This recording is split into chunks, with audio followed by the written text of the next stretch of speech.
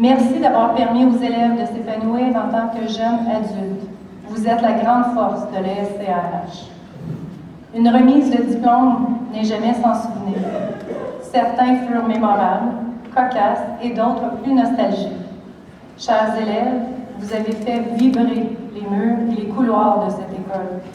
Peu importe vos souvenirs, gardez-leur une place bien spéciale dans vos cœurs. Ils font partie de votre héritage scolaire. Regardez vos amis assis près de vous. Tous et chacun auraient une route, une destination bien différente. Parmi vous, un groupe se dirigera vers l'itinéraire marché du travail, un autre vers des études postsecondaires et même, certains élèves prendront un recul afin d'analyser leurs besoins. Inutile de vous dire qu'il faut être heureux dans votre prise de décision. Votre bien-être vous rendra la tâche plus facile à assumer votre choix. Nous, à l'École secondaire catholique régionale de Hawkesbury, souhaitons vous avoir légué notre héritage pour le travail bien accompli. Nos valeurs pour la religion catholique et pour notre fierté culturelle franco-ontarienne. Vous devenez, à partir de cette célébration, nos ambassadrices et nos ambassadeurs. Vous porterez le flambeau de la relève. Soyez fiers de vos origines. N'oubliez jamais vos racines. Elles nous ramènent à nos valeurs et à nos croyances. Elles continueront toujours à grandir ici, à l'ESCRH, et ici, ce sera toujours chez vous.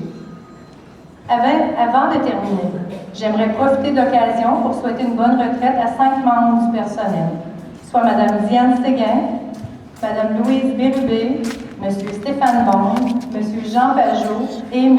Pierre Simard.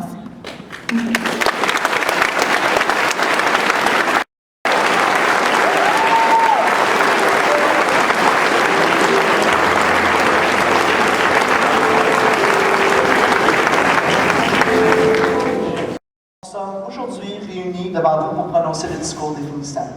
Il me semble, il n'y a pas si longtemps, que nous faisions notre entrée au pavillon, anxieux devant l'inconnu.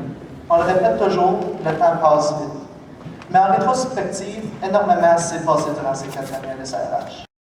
Souvent, nous fuyons vers l'avant sans prendre le moment pour se souvenir et se féliciter. Donc, voici un mini résumé de nos 4 années au secondaire. Les premiers jours de l'année amenée furent remplis de stress, mais furent surtout révélateurs du beau arrangement des corridors. Cette école qui semblait si complexe et grande n'est qu'en fait un carré. En fait, c'est un carré avec un corridor vert avec des visages peinturés dessus si on veut plus technique. C'est là qu'on a réalisé quelles étaient les normes sociales de l'école. Par exemple, les plus grands sont les plus courts. Les quoi faire et surtout quoi ne pas faire. Trouver c'est qui notre première, notre deuxième, notre troisième blonde. Nous nous rappelons aussi de tous les chefs qui criaient partout dans les chansons sur les réseaux sociaux. Puis aussi le gang d'hamsters qu'on voyait où on entendait à chaque coin de rue. Et que dire de nos premiers examens sans chauffage, ceux qui mitaient qui étaient de mise. Que dire de la 10e année? Ou bien devrions-nous dire la dernière année où les notes ne comptaient pas pour le vrai? Parce qu'on sait tous que les notes en 9 et à 10 n'affectent aucunement ton futur. L'école était supposément pas si importante que ça. Que vous avez eu à faire des études secondaires de qualité au Canada.